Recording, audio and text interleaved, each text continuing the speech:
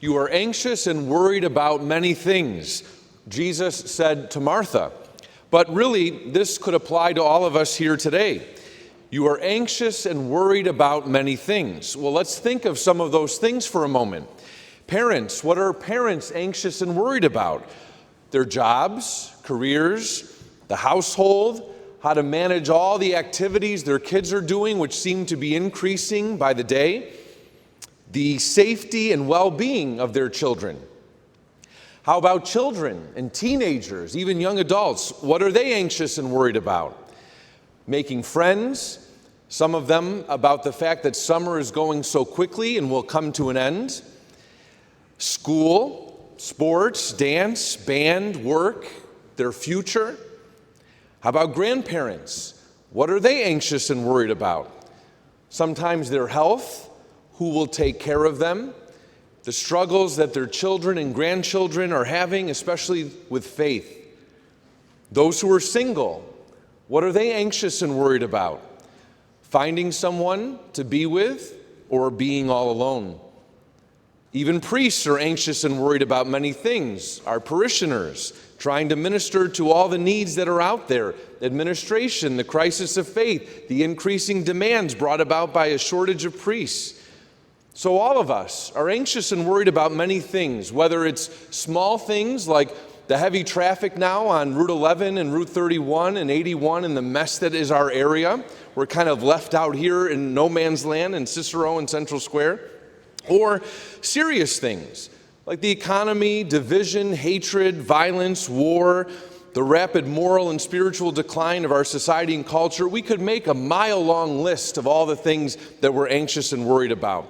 And yet Jesus said to Martha and to all of us here today, there is need of only one thing. One thing. And what is that one thing? We go back first to our first reading from the book of Genesis. In the book of Genesis, we hear about Abraham. Abraham had been promised to be a great nation and a blessing to the whole world and to have this wonderful family and descendants. And the Lord appears to him just before the promise begins to be fulfilled. And notice the Lord appears to him in three persons. Three persons come to him. But Abraham addresses them as one, saying, "Sir." And Abraham is in his tent, the heat of the desert. There's, a lot going on. He's old at this point, but he stops everything. And he offers radical hospitality. He stops everything that's going on around him, and he offers this radical hospitality, waiting on the Lord. And here's the deeper spiritual point that's being made. Once you know you are dealing with God, He deserves all your attention, all your thoughts, all your actions, all your moves. Your life is about Him. You are focused and centered on Him. There's the one thing. We are anxious and worried about many things, but there is need of only one thing, and that is God. And Jesus reveals the same spiritual truth in today's gospel according to Luke. Like Abraham, we have Martha offering radical hospitality. The Lord came to her home. She's waiting on Him, putting on a beautiful dinner and a meal. But she's so anxious and worried about this, she misses the point. She misses the one for whom she was offering this hospitality. In her case, she missed the Lord, who was right there in front of her. Have you ever gone to someone's house for dinner? And this is infamous in Italian households. I know this because I grew up in one. And the host is running all over the place, trying to do all these things. They're cleaning the house before the guests come. And not just cleaning, but they're spring cleaning the house before the guests come. And then when the guests come, they're trying to get everything done and do the dishes and keep up with everything. And as a result of that, they're not having a good time. And now their guests are not having a good time. The family's not having a good time. It can be frustrating because you want to stop the person and say, wait a minute, we're right here. We're right here in front of you, not in the preparation of the food or in the doing of the dishes, but right in front of you now in this gathering. We're together. And that's what the Lord is saying to each of us here who are anxious and worried about many things. In a very fatherly way, God says to us, stop. Stop all the running around. I'm here. There is need of only one thing, and that is me. Give me your undivided attention, focus on me, and everything else will fall into its proper place. Doesn't mean that it will be a life free of worries or work or stress or whatever, but it will be a life of peace. Because when God is at the center, that one necessary thing, everything else falls into its proper place. This past week, we had such a wonderful time at Totus Tuus, our youth program. And during the day, the little children who were here, and there were over 50 of them, they were running around and screaming and yelling and singing songs and dancing and all this excitement and energy.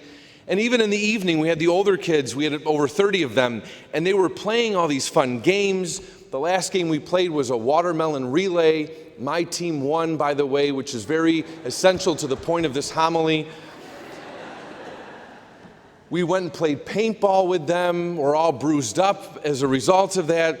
But the most powerful and profound moments of this past week were not in all that running around. Those were fun.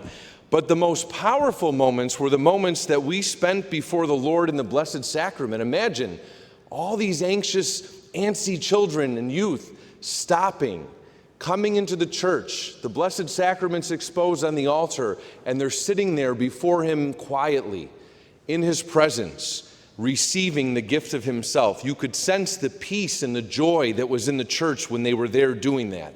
And that's what the Lord desires for each one of us.